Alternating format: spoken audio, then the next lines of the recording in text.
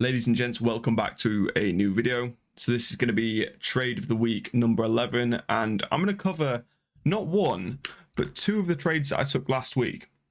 So both these trades were on the Wednesday, and this was at the FOMC news release. So I don't often trade news, but when I do, occasionally I can pull out some absolute banger trades. So the mindset to look at for FOMC and the high impact news is, okay, where's the liquidity? Where are the retail traders getting induced into the market? Because once you can figure that out, you can figure out where the market's going to push to next. So without further ado, I'm going to show you through the first trade, which is Euro USD. So heading up to FOMC. So FOMC was at 7 o'clock. So that was the news release. It was happening on this next candle. Now, drop down to the 5-minute time frame. What I was doing was I was just marking out the different points of liquidity. You could see we've got some equal lows below here, and you've also got a run of this high here, right? Also, this grey box here, that is an hourly order block. So we have push up, push down, create some displacement, and then break structure there. So that's why that's marked there, hourly order block. But anyway, leading up into the news release, we had this. Now we have a run of highs and then a move down, shift down, some form of rejection. Now, what some people are going to be doing is they're going to be in the trade here and they're going to be looking to go further down.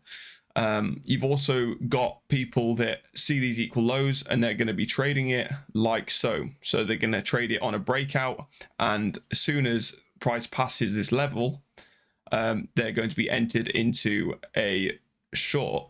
Okay, so essentially once this level gets taken out, the retail sentiment is short. Now what I'm thinking is, okay, well, we've got stops above this level and potentially stops somewhere in this region. So when price does push down past that level, where am I going to be looking to target? Okay, where's the liquidity going to be? So it's going to be up here. Now above this high is that 1 hour order block that I mentioned. So it'd be a bit of a coincidence if we had a run of stops down here and then a run of stops up here and then a continuation in the true direction of the trend of the market. So you can see you're clearly trending down here. Now if I push forward, there you are, there's the news release. People are going to be short here on the breakout. Perfect. Now watch what happens next.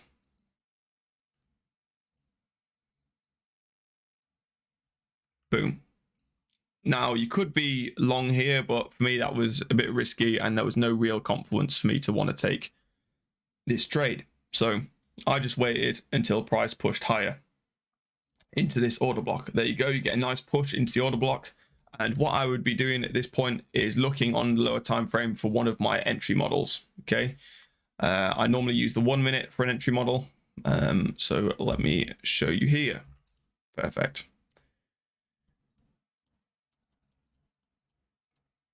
Still within the 1 hour order block. All I'm looking for is a break of structure to the downside, probably at this level here, because that's the last obvious swing low before pushing up to create this high. So I'm just following market structure here. As you can see, we're creating higher highs and higher lows here. So I'm essentially looking for a break of this level there.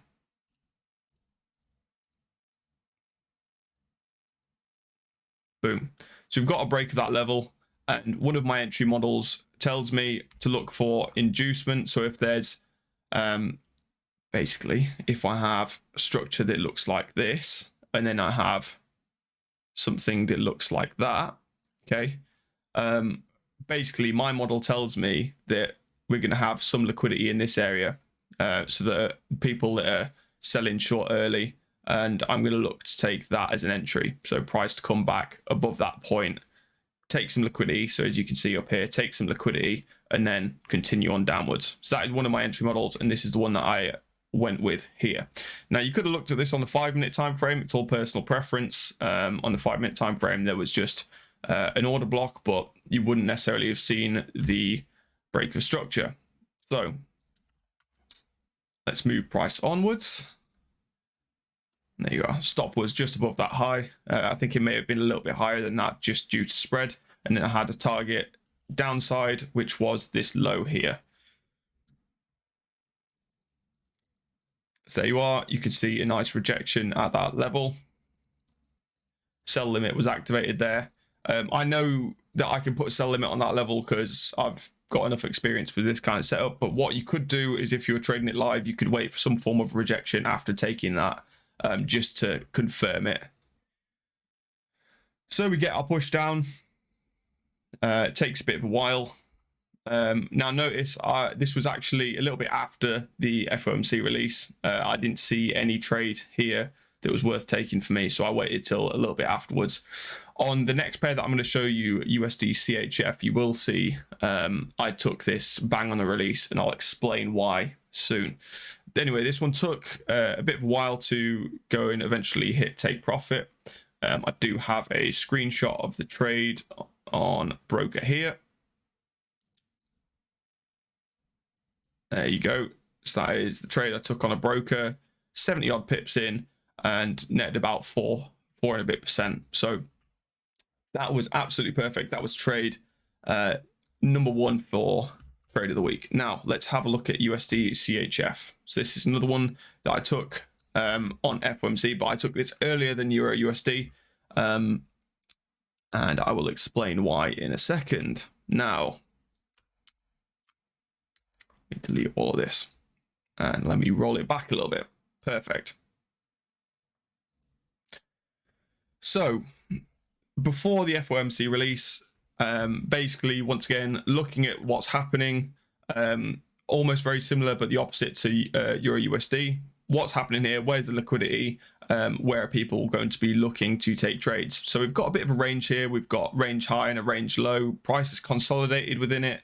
So what we're going to be expecting to see is breakout traders that are going to be having their stops, their buy stops at this level. So as soon as price pushes past that, they'll be entered into a long, and they'll be looking to go up there. Then we've also got people potentially that will be doing the same down here. So we've got the sell stops and essentially looking for market to do the opposite. So we drop down onto a lower time frame.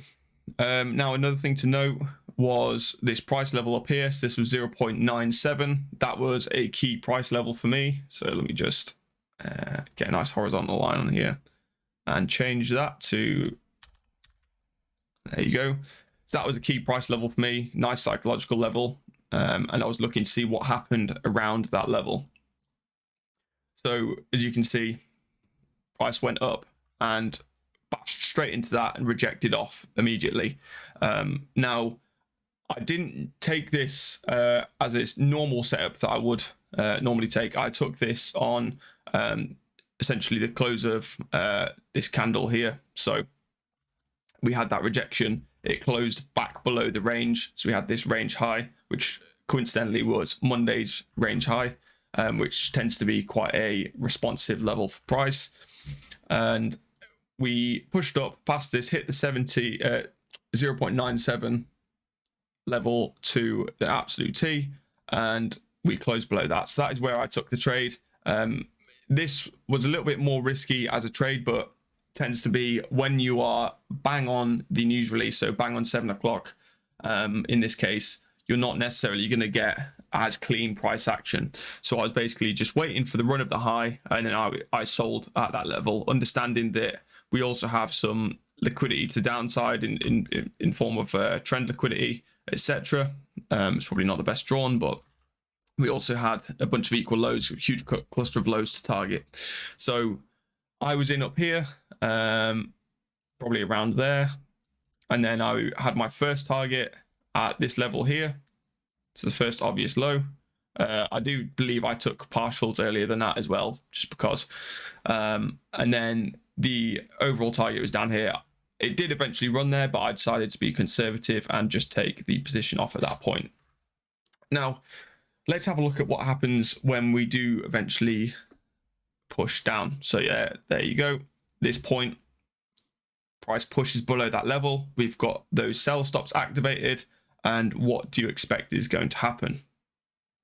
There you go. There's the push up.